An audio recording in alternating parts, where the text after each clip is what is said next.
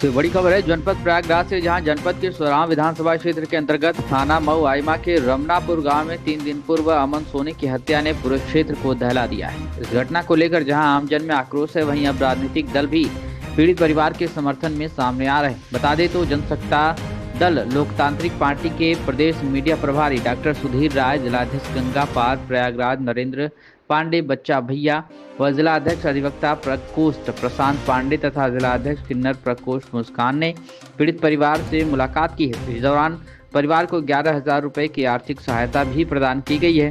Party नेताओं ने शोक संतप्त परिवार को ढांढस बढ़ाया और हर संभव मदद का भरोसा दिलाया है। इस मौके पर जिला प्रधान महासचिव अल्पसंख्यक प्रकोष्ठ मोइज उद्दीन समेत पार्टी के सैकड़ों कार्यकर्ता मौजूद रहे। इसके बाद प्रतिनिधिमंडल थाना मऊ आइमा पहुंचे और पुलिस प्रशासन से वार्ता की। नेताओं ने मांग किया है कि हत्याकांड के दोषियों को जल्द से जल्द गिरफ्तार कर जेल भेजा जाए ताकि पीड़ित परिवार को न्याय मिल सके। पार्टी नेताओं ने कहा कि उत्तर प्रदेश में लगातार बढ़ रहे अपराधों पर सरकार को तत्काल संज्ञान लेकर कठोर कदम उठाने चाहिए ताकि अपराधियों में कानून का भय उत्पन्न हो। इस घटना से क्षेत्र में राजनीतिक सरगर्मियां तेज हो गई हैं और स्थानीय लोग प्रशासन से शीघ्र कार्रवाई की अपेक्षा कर रहे हैं। लोकतांत्रिक पार्टी राजा प्रदेश मीडिया प्रभारी के पद पे काम कर रहा हूँ।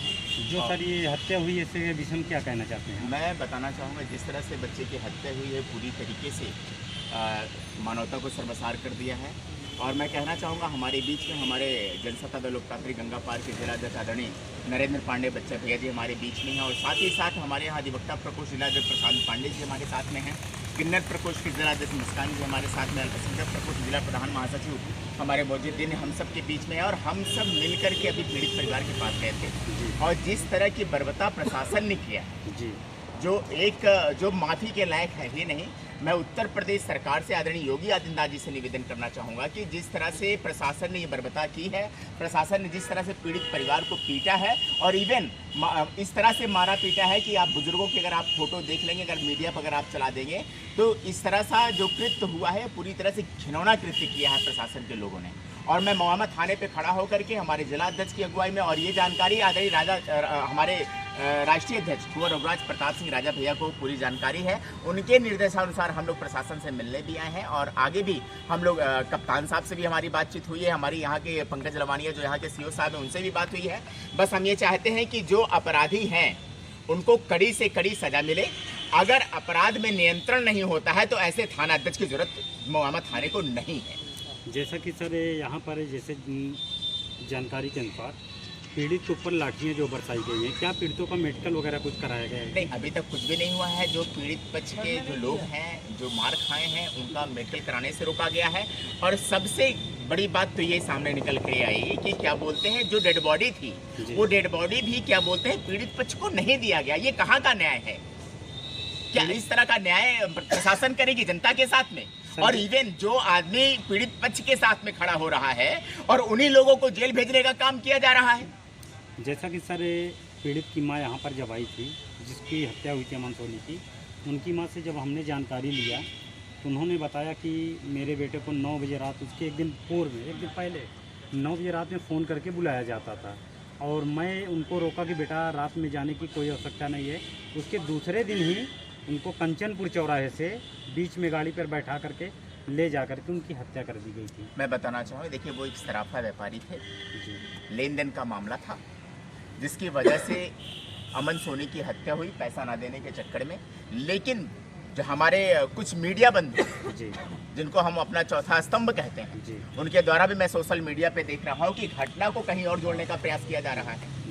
ये बहुत ही घिनौना कृत्य है और आपकी मीडिया के माध्यम से मैं कहना चाहता हूं कि सही चीज़ दिखाई जाए, जो सच्चाई है और जो इसमें जो इसका मुख्य आरोपी है, जो अपराधी है, उसको पकड़ा जाए। और उस पक्ष के पास अभी बता रहा हूं मैं, ऐसी घटनाएं कई तमाम घटनाएं होती रहती है जहां पे आईजी, डीआईजी, कप्तान सभी आने का काम करते हैं, लेकिन उस गरीब पीड़ित परिवार के साथ में कोई नहीं खड़ा हुआ और अभी तक प्रशासन के लोग उस पीड़ित परिवार से मिलने तक भी नहीं गए।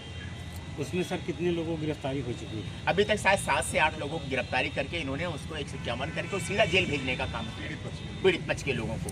और इवन जो अपराधी हैं, जो 3 लोगों का नाम सामने खुल करके आया है, एक प्रेम पटेल जी का नाम आया है, जो मुख्य अपराधी है वो अभी भी पुलिस की गिरफ्त से बाहर है।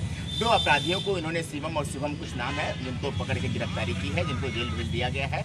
और उसके साथ साथ अभी तक सबसे घिनौना कृत्य तो यही हुआ है, जो हिंदू रीति रिवाज के साथ में जब हत्या होती है, हम अपने परिवार का, अपने बेटे का हम दाह संस्कार करते हैं, इससे ये परिवार वंचित रह गया, जो कि बहुत ही असहनीय है। पीड़ित की मां का आरोप था कि मेरे बेटे की बॉडी को हमको दिखाया नहीं गया, पुलिस द्वारा बॉडी को छुपा लिया गया और उसको जलवा दिया गया। इसमें क्या कहना चाहते हैं? भाई इस तरह का जो कृत्य, मैं तो पहले से आपसे कह रहा हूँ कि मैंने इस बात को आपके सामने रखा कि भाई जिस तरह से जो डेड बॉडी थी, जो बच्चे की जिसकी हत्या हुई, उसके माँ बाप को उसको डेड बॉडी नहीं दी गई और उसको क्या बोलते हैं, जिस तरह से प्रशासन ने उसका दाह संस्कार कर दिया, ये बहुत ही घिनौना कृत्य है और बहुत असहनीय है और बहुत निंदनीय है। ये ऐसे कृत्य अगर होते रहेंगे और ऐसे लोगों के साथ में अगर न्याय नहीं मिलेगा तो ये जनता कहाँ जाएगी, और जनता न्याय पाने के लिए हमेशा प्रशासन का ही दरवाजा खटखटाती है। अगर प्रशासन इस तरह से, जिस तरह से आरोपियों के साथ मिलकर खड़ी हो जाएगी, और पता नहीं कौन सा दबाव है प्रशासन के ऊपर, मैं आपकी मीडिया चैनल के माध्यम से कहना चाहता हूँ कि पता नहीं कौन सा प्रेशर है प्रशासन के ऊपर,